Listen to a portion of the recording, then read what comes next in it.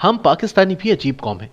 اپنے غموں کو بھلانے کے لیے ہمیشہ کی طرح طالبان کی فتح پر بہت خطرناک بین الاقوامی معاملات کو پوری طرح نظر انداز کرتے ہوئے جشن منا رہے ہیں. یہ عوام کا قصور نہیں بلکہ ضیائی پڑھے لکھے ریٹائرڈ لوگوں نے تاثر ہی ایسا پیدا کیا ہے کہ عوام اپنے 70,000 پیاروں کی قربانیوں کو نظر انداز کرتے ہوئے تحریک طالبان پاکستان اور افغان طالبان کو دو مختلف تنظیمیں سمجھے ہوئے ہیں. عمران خان سمیت ریٹائرڈ لوگوں نے کامیابی کا شور ایسا ڈالا ہے کہ نہ تو پارلیمنٹ میں کسی کو چیف آف آرمی سٹاف کی طالبان بارے بریفنگ یاد رہی اور نہ یہ حقیقت کہ افغان طالبان سے معاہدے کے بعد اچانک امریکہ کو افغانستان میں کیا ایسا بھوت نظر آ گیا کہ امریکی فوج نے اس طرح دوڑ لگائی کہ اتنا اہم خطہ چین اور روس کے لیے خالی چھوڑ دیا. جبکہ افغانستان پر امریکی قبضہ میکنڈر اور بعد ازاں جارج کینن کی نیو گریٹ گیم تھیوری کی عملی شکل سمجھا جاتا ہے. اس نظریے کے مطابق روس اور چین کا راستہ روکنے اور دنیا پر حکمرانی کے لیے وسطی ایشیا میں اثر و رسوخ لازم قرار دیا گیا.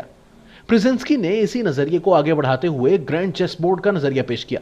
اس تھیوری کے تحت برزنسکی نے نہ صرف وسطی ایشیا کے کریسنٹ بنانے والے ممالک پر اثر و رسوخ رکھنے والے ملک کو ہی مستقبل کی عالمی طاقت قرار دیا بلکہ بعد میں یہ بھی کہہ دیا کہ روس اور چین آخرکار اکٹھے ہو جائیں گے اور یہ کمیونزم یا سوشلزم کا ملاپ نہیں ہوگا بلکہ ایک مشترکہ دشمن کے خلاف ہوگا. لہٰذا امریکہ کو سپر پاور رہنے کے لیے یوریشیا پر غلبہ پانا ہوگا. برزنسکی کارٹر دور حکومت میں 1977 سے لے کر 1981 تک نیشنل سیکیورٹی ایڈوائزر رہا. اس کے نظریات خاص طور پر یوریشیا پر غلبہ 1968 سے لے کر آج تک امریکیوں اور خاص طور پر ڈیموکریٹس کے لیے اگلے 100 سال کے لیے دنیا پر امریکی حکمرانی کے لیے مشعل راہ ہیں. امریکہ نے 20 سال کی خونی جنگ کے ذریعے اس خطے میں اپنے قدم جمائے تھے. تو اب یہ کیسے ممکن ہے کہ وہ یہ خطہ مکمل طور پر چین، روس یا ان کے علاقائی اتحادی یعنی پاکستان یا ایران کے رحم و کرم پر چھوڑ دے، جبکہ چین پہلے سے ہی میکنڈر کی تھیوری پر عمل کرتے ہوئے اپنے BRI منصوبے کے تحت ان علاقوں پر اپنا غلبہ بڑھا رہا ہو اور برزنسکی نے یہ بھی کہہ رکھا ہو کہ اب کی بار امریکہ کے مقابلے کے لیے روس کی بجائے چین قیادت کرے گا.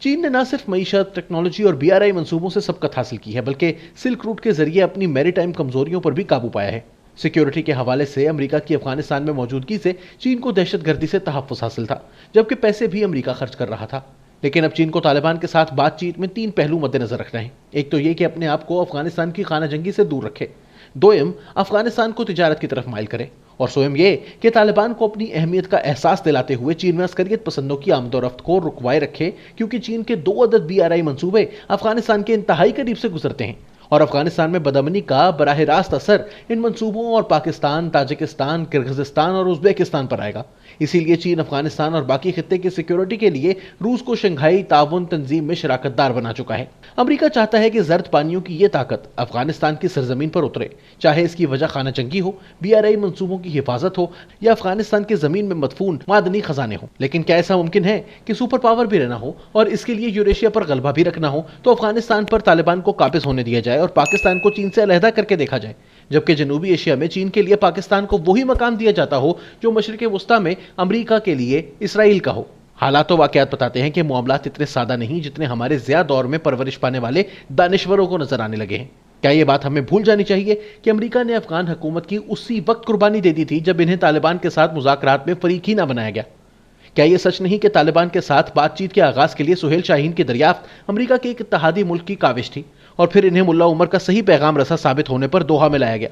بہت عرصہ پاکستان کو اس بات چیت سے بے خبر رکھا گیا اور یہ حیران کن شرائط طالبان کی جانب سے سامنے آئی تھی. شاید یہی وہ نیا گیم پلان تھا جس کی وجہ سے مضبوط اور بڑے قبیلے سے تعلق رکھنے والے حامد کرزئی کی جگہ اشرف غنی کو لایا گیا اور عبداللہ کو بھی قبول نہ کیا گیا. کیا اس بات کو سنجیدگی سے نہ لیا جائے کہ اربوں ڈالر کا امریکی اسلحہ اور دیگر ساز و سامان طالبان کے ہاتھ لگ گیا اور اب واویلا خواتین کے حقوق پر کیا جا رہا ہے؟ صرف چند دنوں میں ایک بکھری ہوئی گوریلا فورس اکٹھے ہو کر باقاعدہ فوج بن جاتی ہے اور پھر پورا ملک کسی خاص مزاحمت کے بغیر فتح کر لینا کسی جادو سے کم تو نہیں؟ کیا کسی کو تیار رہنے اور دوسری طرف ہتھیار ڈالنے کا اشارہ پہلے سے ہو چکا تھا؟ ادھر پاکستان میں چند ناعاقبت اندیش مسلسل قوم کو یہ گولی دے رہے ہیں کہ تحریک طالبان دراصل داعش کی اتحادی ہے اور اس کا افغان طالبان سے کوئی تعلق نہیں، اور اس معاملے میں وہ اپنے آرمی چیف کی پارلیمانی بریفنگ کو بھی خاطر میں نہیں لاتے. حقیقت یہ ہے کہ جب جیلوں سے قیدی رہا ہوتے ہیں تو داعش کے امیر کو تو قتل کر دیا جاتا ہے لیکن TTP کے نائب امیر اور اس کے کمانڈرز کو باعزت رہا کیا جاتا ہے. ظاہر ہے وہ اس تمام جنگ کے دوران پاکستان پر دباؤ ڈالے رکھنے اور افغانستان میں خودکش بمباروں سے لے کر افرادی قوت فراہم کرنے تک ہر کام کو بخوبی انجام دیتے رہے ہیں اور اس سلسلے میں دونوں طرف یعنی حقانی گروپ اور TTP کے باہمی تعاون کی نگرانی کو القاعدہ نے بخوبی نبھایا اور اسی وجہ سے سراج حقانی القاعدہ کے قریب ہوتے چلے گئے. दूसरी तरफ दुनिया के लिए दाइश के खतरे को बड़ा करके पेश किया जा रहा है, लेकिन क्या ये सच नहीं कि नंगरहार और कुन्नड़ में दाइश के खिलाफ जंग में अमेरिका, तालिबान और अफगान फौज मिलकर लड़े और इन्हें तबाह कर दिया? क्या ये सच नहीं कि 2019 से लेकर अमेरिकी इनखला तक तालिबान ने अमेरिकी फौज पर हमले नहीं किए और सिर्फ अफगान फौज और अवाम को निशाना बनाया?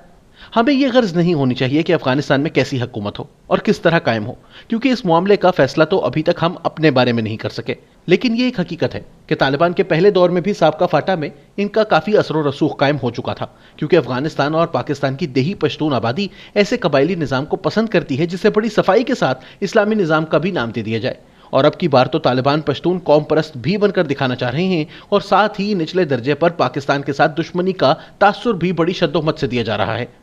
क्या तालिबान किसी के एमा पर ग्रेटर पख्तूनिस्तान के एजेंडे पर अमल पैरा है? पाकिस्तान में किसी की आर्जी या मुस्तआर ली हुई फतह पर बगले बजाने की बजाय ये सोचना होगा कि जनूबी और शुमाली वजीरिस्तान में हमारी अफवाज पर हमलों में क्यों कर इजाफा हो सकता है, जबकि हमारा वजीर आजम तक इनका हमदर्द बना बैठा हो। क्या तहरीक तालिबान पाकिस्तान की क़यादत का अफगानिस्तान में रिहा होना और आज़ादी के साथ काम करना किसी नई ग्रेट गेम का हिस्सा तो नहीं, जिसकी जद में चीन और पाकिस्तान को लाना मकसूद हो, ताकि एक नई जंग का आगाज हो सके जिसके जरिए जंग वहां तक पहुंचाई जा सके जहां से सीपैक गुजरता है? तारीख बताती है कि दुनिया की दूसरी जंगों के बरक्स अफगानिस्तान में जंग की संगीनी इसके इख्तिताम के बाद शुरू होती है। क्या हम कभी अपने बारे में भी सोचेंगे?